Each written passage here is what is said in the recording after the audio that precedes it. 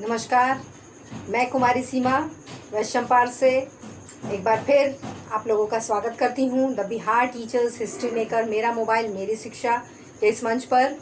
और आज हम लोग पिछले वीडियो को कंटिन्यू कर रहे हैं। पिछले वीडियो में हम लोगों ने 9th क्लास के इंग्लिश सब्जेक्ट के पैनोरमा की बुक के पोइट्री सेक्शन की poem blow blow the winter wine, जिसके पोइट विलियम शेक्सपियर जी हैं, उनकी इस कविता के बारे में पिछले वीडियो में हम लोगों ने बात की थी, जिसमें हम लोगों ने जाना था अबाउट द पोएट और साथ ही साथ इस कविता के कुछ डिफ़िकल्ट वर्ड्स के बारे में। और आज उसी वीडियो को कंटिन्यू करते हुए आज हम लोग इस पोएम को पढ़ेंगे। तो चलिए देखते हैं इस कविता को। इस कविता के बारे में कुछ बताना चाहूँगी कि ये जो कविता है वो एक गीत है जो कि विलियम शेक्सपियर जी की एक बहुत बड़ा नाटक है उनका एज़ यू लाइक इट। उस नाटक में इस कविता को जो एक गीत के रूप में है उसमें गाया गया है। तो कविता को हम पढ़ते हैं। Blow blow thou winter wind thou art not so unkind as man ingratitude thy tooth is not so keen because thou art not seen although thy breath be rude. इस पंक्तियों में कवि कहते हैं कि सर्दी के मौसम की जो सर्द हवाएं होती हैं वो सर्द हवाएं इतनी निर्दयी नहीं होती हैं जितना कि एक ऐसा व्यक्ति जो अकृतज्ञ हो।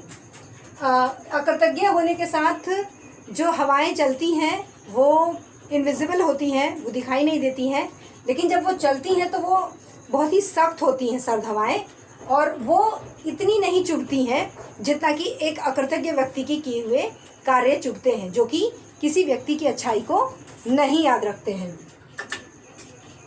हे हो sing heigh ho unto this green holly most friendship is beginning most loving mere folly. ये जो लाइन है ये कोरस के द्वारा गाई गई है। कोरस यानी एक गायकों का समूह होता है जो इस लाइन को गा रहा है और वो ज़िंदगी की खुशी मना रहा है, जश्न मना रहा है। कवि कहते हैं कि वो किसी तरह की कड़वाहट अपने मन में नहीं रखना चाहते हैं और वो सकारात्मक सोच के साथ आगे बढ़ते हैं और वो हर खुशी को जीना चाहते हैं। और वो ये कहते हैं कि जो मित्रता है, वो जो दोस्ती है, वो जो है वो एक घातक है, वो किसी के लिए भी घातक है। और जो प्रेम है वो मूर्खतापूर्ण रूप से वो उनको गलत दिखाई देता है, और दोस्ती जो है वो उनके लिए बहुत ही घातक सिद्ध हो सकती है। Then heigh hey ho the holly the life is most jolly. फिर भी वो अपनी सकारात्मक सोच को रखते हुए ज़िंदगी में आगे बढ़ना चाहते हैं। नेक्स्ट स्टेंजा में freeze freeze thou bitter sky thou dost not bite so high as benefits forget though the winter war they sting is not so sharp as friend remembered not। इस स्टैंजा में कवि ये कहते हैं, वो ऐसे दोस्तों के बारे में बताते हैं जो फेक होते हैं, यानी जो झूठे होते हैं। ऐसे दोस्त जो कि वो जो सर्द हवाएं होती हैं, फ्रीज का मतलब जमा देने वाली, वैसी हवाएं जो व्यक्ति को जमा सकती हैं, तो वैसी हवाएं उतनी ज़्यादा तकलीफ़ नहीं देती है जितना कि कोई ऐसा व्यक्ति जो कि आपके किए हुए अच्छाई को भूल जाए। और साथ ही पानी की लहरों के साथ जो हवाएं उठती हैं और वो और बहुत ज़्यादा ठंडी होती हैं, वो उन हवाओं का डंक भी इतना तीखा नहीं होता है जितना कि एक आपके दोस्त का, वो जो दोस्त आपके किए हुए अच्छाइयों को भूल जाए, उसको सहन करना बहुत ही कठिन होता है। और इन कठिन परिस्थितियों के साथ कवि जूझ रहा है और वो अपने दोस्तों के साथ परेशान है ऐसे दोस्तों को लेकर। फिर भी कभी इस विपरीत परिस्थिति में अपनी सकारात्मक सोच का परिचय देते हुए ज़िंदगी में आगे बढ़ना चाहता है। और वो यही कहते हैं कि जो दोस्ती होती है वो एक तरह का झूठ है जो कि ज़िंदगी के लिए घातक हो सकता है। और ऐसे झूठे दोस्त जिनका जो प्रेम होता है वो बिल्कुल ही वो जो प्रेम होता है दोस्तों का, वो कहीं से भी सही नहीं होता है। और वो यही चाहते हैं कि हम अपने दोस्तों, ऐसे दोस्तों को याद नहीं करें, लेकिन फिर भी उनका जो कृतज्ञता होती है उनकी, वो कवि को बहुत ही चुभ रही है। और वो ये चाहते हैं कि मनुष्य अपनी ज़िंदगी में सकारात्मक सोच के साथ आगे बढ़े।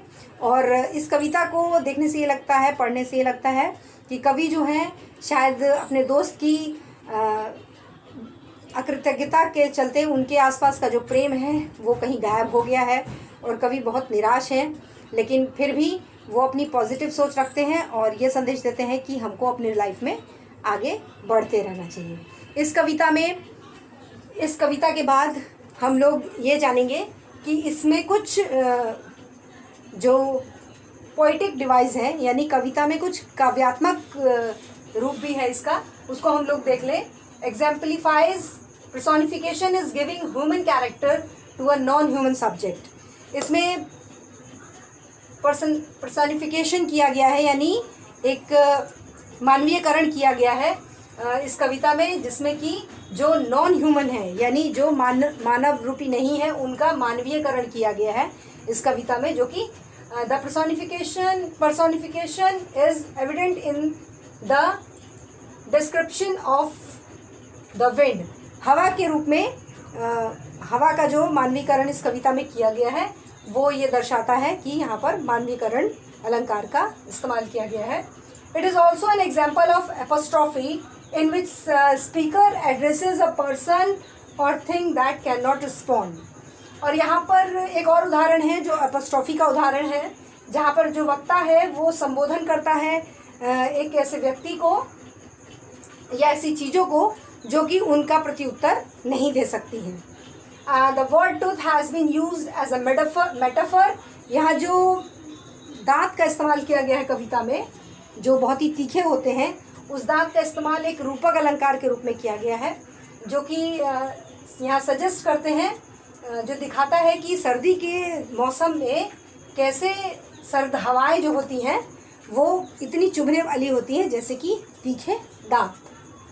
साथ ही साथ इस कविता में इसका थीम है, इस थीम में हम लोग देखते हैं कि this is about the power of human relationship and the bitterness of बेट्रियल।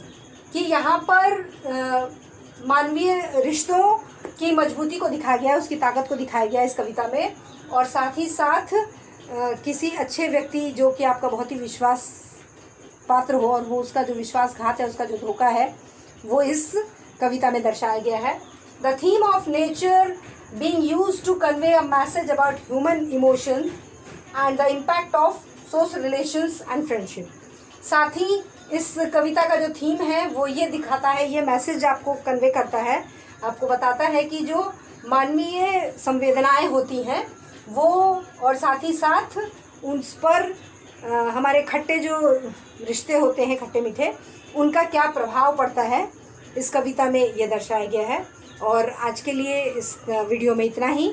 Next video में हम लोग इस कविता से रिलेटेड कुछ क्वेश्चन आंसर्स जानेंगे जो आपके एग्ज़ाम के पॉइंट ऑफ व्यू से बहुत ही इंपॉर्टेंट होंगे।